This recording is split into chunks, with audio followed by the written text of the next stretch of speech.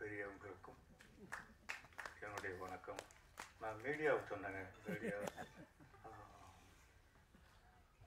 TV, நீங்கள் தான் பெரியவங்க. ஒரு படத்தை ஆக்கிறதும் உங்கள் கையில் தான் இருக்குது, உருவாக்குறதும் உங்கள் கையில் தான் இருக்குது. நானும் என் குழந்தைகளும், இப்போ என் பேரன் கூட வந்திருக்காரு, அவர் சொல்ல மறந்துட்டாரு, பேரரசு. என்னுடைய பேரனை சொல்ல மறந்துட்டு, இப்போ நிலவுக்கு என் மேல் என்னடி கோபம்னு ஒரு படம்.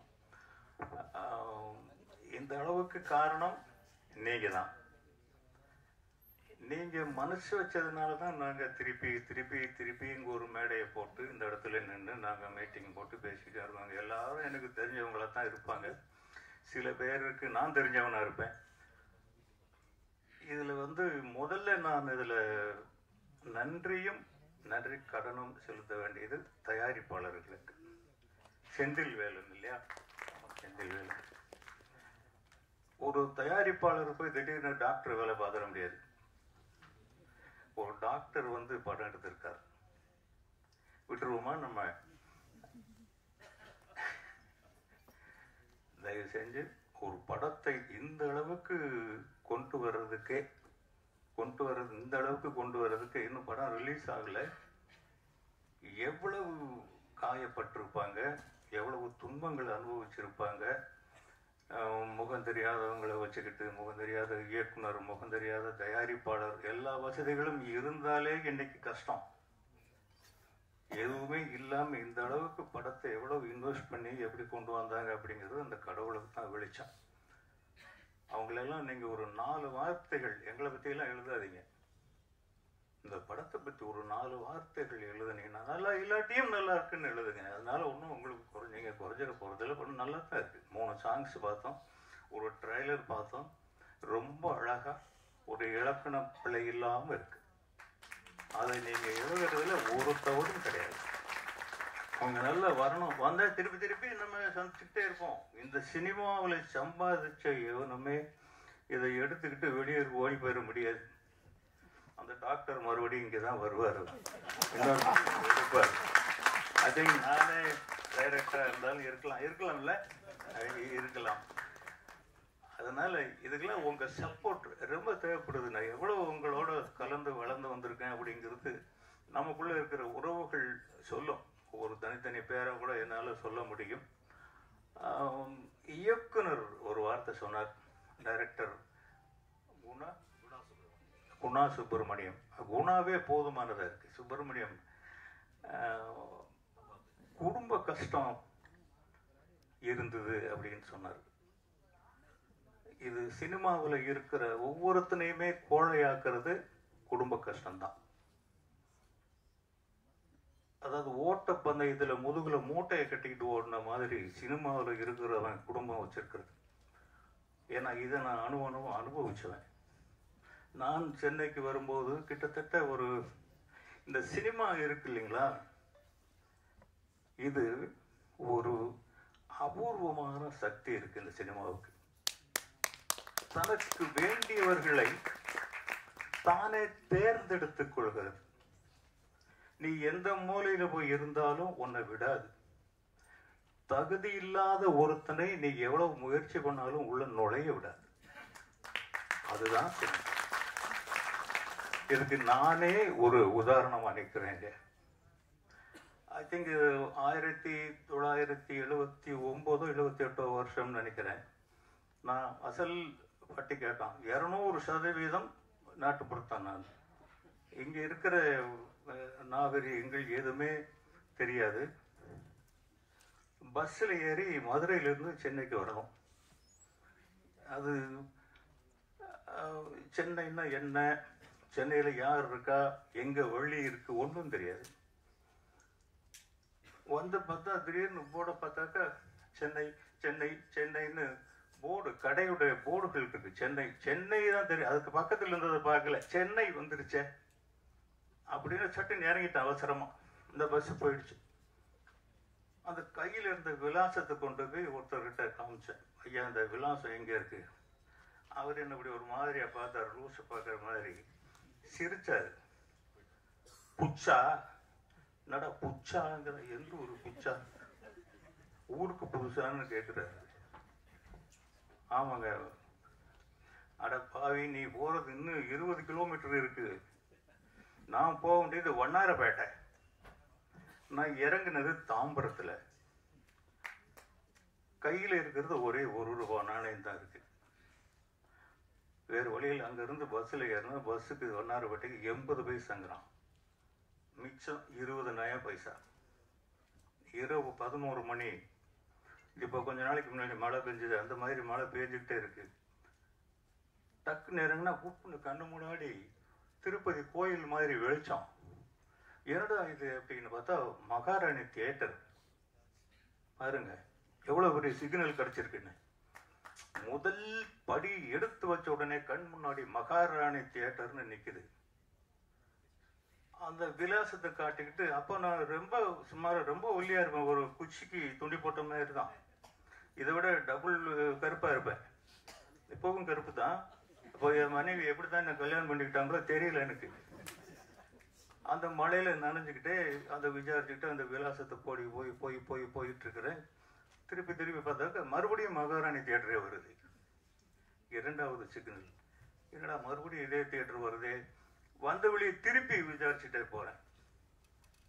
திருப்பி நான் போற விலாசம் வரல, மறுபடியும் மகாராணி தியேட்டரே வருது. இப்படி 3-4 தடவை போனா என்னுடைய டிராமாவை ஒரு ரிக்ஷாக்காரர் பார்த்துக்கிட்டே இருந்தார். அவர்கிட்ட இந்த விலாசத்தை காமிச்சு, ஐயா இதில் கொண்டு போய் விடுங்க, நான் போக வேண்டிய இடம் அங்கிருந்து 100 அடி தூரம் தான் இருக்கு. அந்த மழையில இதை நான் கண்டுபிடிக்க முடியல. அந்த ரிக்ஷாக்காரர் பார்த்து 50 பைசா கொடு அப்படின்னாரு. ஐயா இல்லையா 20 பைசா தான் இருக்கு. கொடுத்தா நான் சாவுகிறாக்கி அதுக்கு இதுன்னு என்னென்னமோ சொல்லிட்டு ஏறி குந்துட்டு சரக்கு அடிக்கிற நேரத்தில் வந்துக்குது பாரு சாவுகிறாக்கி அப்படின்னு ஏறி உட்கார வச்சுட்டு ஏறணுன்னு இறக்கி விட்டான். இந்த அட்ரஸ் போ அப்படின்னு. ஆக ஒரு தாய் வயிற்றிலிருந்து எப்படி பிறந்தோமோ அப்படி இந்த சென்னையில் வந்து இறங்கினேன். அந்த 3 தடவை எனக்கு சிக்னல் கொடுத்த அந்த மகாராணி தியேட்டர் தான் நான் சினிமாவுக்கு வர போறேன்னு என் தலையெழுத்தை எழுதுச்சுன்னு இன்னைக்கு நான் உணர்றேன். உழைப்பு, அந்த உழைப்பும்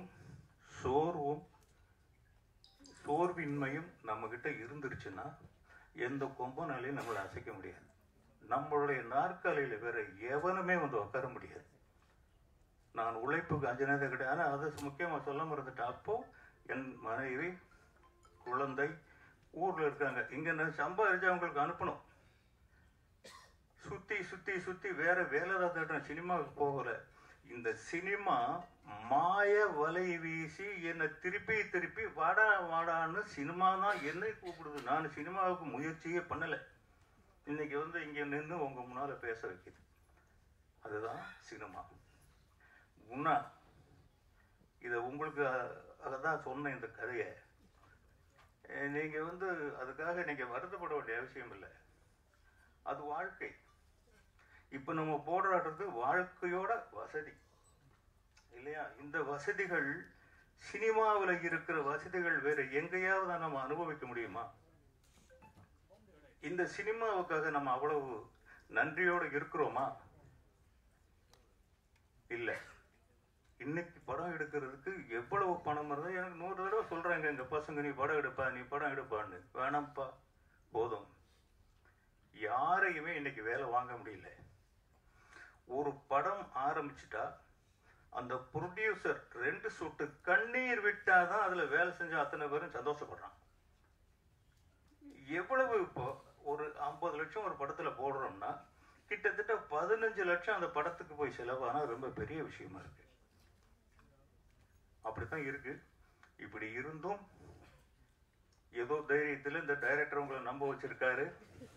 நீங்க வந்து படம் எடுத்திருக்கீங்க, அப்படித்தான் நீங்க ஆவீங்கன்னு நான் சொல்ல வரல.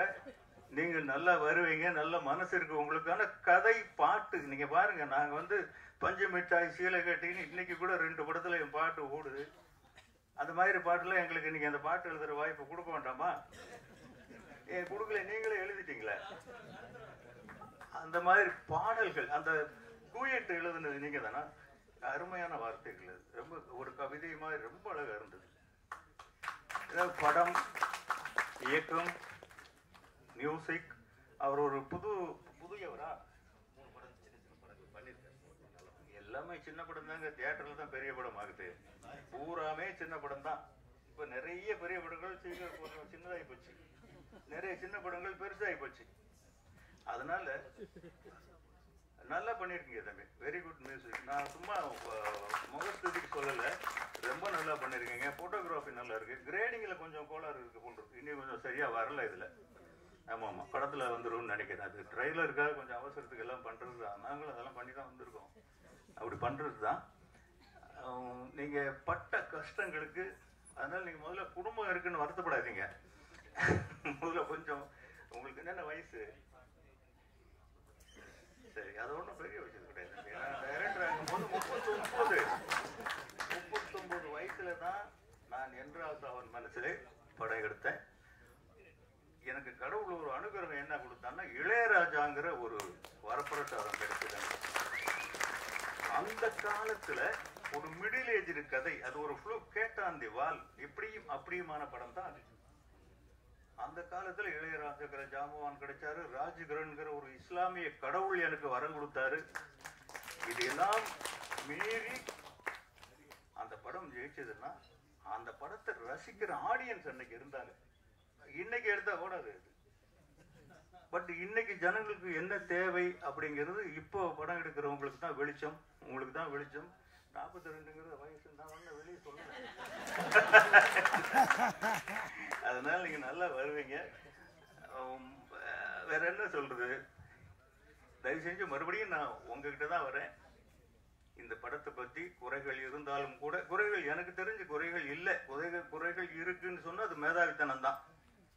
தயவு செஞ்சு 2 நல்ல வார்த்தைகள் எழுதுங்க. இத்தனை தடவை நான் உங்களை கேட்க வேண்டியது கிடையாது, படம் என்னது கிடையாது. இருந்தா கூட அவருடைய இடத்துல இருந்து உங்களை நான் ரெக்வஸ்ட் பண்ணி கேட்கிறேன், 2 நல்ல வார்த்தைகள் எழுதுங்க. உண்மையிலேயே நான் இப்ப சமீப காலமா எந்த விழாக்களுக்கும் போறதில்லை.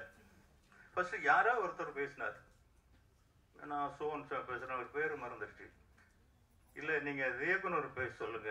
அப்புறம் யாரோ ஒருத்தர் பேசினார், இல்ல இயக்குனர் பேச சொல்லுங்க. அப்புறம் இயக்குனரே பேசினார். நான் இங்க வந்ததுக்கு காரணமே, இது ஒரு சின்ன படம். நம்மளும் ஒரு காலத்துல எப்படி இருந்துதான் வந்தோம். ஒரு சின்ன படத்துக்கு போய் 4 வார்த்தைகள் சொன்னா மீடியா அப்புறம் நமக்கு தெரிஞ்சவங்களா இருப்பாங்க, அவங்க கிட்ட நம்ம போய் ரெக்வெஸ்ட் பண்ணுவோம் அப்படிங்கிற ஒரு நல்ல எண்ணத்துல தான் இங்க வந்திருக்கேன். அதுக்காக ஒரே ஒரு 2 வார்த்தைகள், நல்ல வார்த்தைகள் சொல்லுங்க. அந்த படம் ஒரு 4 நாள் போனோம். இன்னைக்கு 4 நாள் போனா போதுமானது. 4 நாள் போனா உங்களுக்கெல்லாம் ஒரு புண்ணியம் அதனால கிடைக்கும். அவர் இன்னும் 2 படம் பண்ணுவாரு, மறுபடியும் நமக்குள்ளதான் இருப்பாரு. எல்லா தொழில்நுட்ப கலைஞர்களுக்கும் அவங்க பாடினே, அவங்க பேரை புரிஞ்சுக்கிறதுக்கு ஒரு 5 நிமிஷம் வச்சுங்க. பார்த்த உடனே ஒருவேளை ஒரு பாம்பே பொண்ணா இருக்கும்னு நினைச்சிட்டு இருந்தேன். பாடினுன்னாங்க. ஓ, பாடினி குப்தா, பாடினி ராவுன்னு இருக்கும் போல இருக்குன்னு நினைச்சேன். அம்மா உங்க பேரு திருப்பி சொல்லுங்க. இல்ல அப்படின்னு நினைச்சேன். இப்ப பாடினி குமார்னு சொன்னாங்க. தமிழ் பொண்ணு அழகா தமிழ்ல பேசிட்டாங்களே, அதுவே உங்களுக்கு பாதி சக்சஸ்ங்க. ஒரு ஹீரோயின் தமிழ் பேசிட்டாங்க. நட்டி உங்களை நான் பாராட்ட வேண்டிய அவசியம் இல்லை. இப்ப கீழே பேசிட்டு இருக்கும்போது அவரு தான் இந்த கதையை பத்தி சொன்னார். என்னங்க சீசான்னு நான் சீசான்னா தமிழ் இன்னொன்னு இருக்கு, பாட்டிலு. அப்படித்தான் நான் புரிஞ்சுக்கிட்டேன். சீசான்னா அப்படித்தான் ஒரு மீனிங் இருக்கும் போல் இருக்கு அப்படின்னு. அவர் ஒரு அருமையான கதை சொன்னாருங்க. வாழ்க்கையில் இதுவரைக்கும் நான் கேட்டதும் இல்லை, எந்த படத்திலையும் பார்த்ததும் இல்லை. அப்படி ஒரு லைன். ஒரு மருத்துவர் தன்னுடைய அனுபவங்களை, அதாவது தன்னுடைய அனுபவம்னு ஒரு வாழ்க்கையில பட்ட அனுபவம் இல்லை, சொசைட்டில சந்திச்ச அனுபவங்களை கலெக்ட் பண்ணி இது பொதுமக்களுக்கு போய் சேரணும். பணம் சம்பாதிக்கணுங்கிறது இல்லை, அதுக்காக யாரும் பணம் கொடுக்காம படத்தை ரிலீஸ் பண்ண போறது இல்லை. அந்த பொதுமக்களுக்கு அந்த அனுபவங்கள் போய் சேரணுங்கிற ஒரு ஆராய்ச்சி தான் அந்த படம். அவர் சொல்லும் போது கேட்கும் போதே பயமா இருக்கு. அவர் படத்துல இருந்து, ஆனா ட்ரெய்லர்லயே அதுல அது தெரியல, படத்துல தெரியும்னு நினைக்கிறேன். இங்க வந்திருக்கிற எல்லாருக்கும் நன்றி, இதுல உழைச்ச எல்லாருக்குமே நன்றி.